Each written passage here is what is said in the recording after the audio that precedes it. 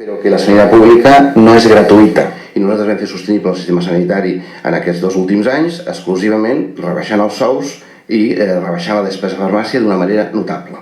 Això és la solvència del sistema. Però a l'esquena Exacte, a l'esquena dels professionals. Yo no vull hospitals que tinguin serveis, vull serveis que tinguin hospitals. Què vull dir? Nosotros creemos mucho más en la gestión indirecta de los servicios públicos que en la gestión directa. Conseller de Salut recomanaria, doncs, a la gent que pogués, que es fes d'una mútua privada? Evidentment. Jo crec que una mútua privada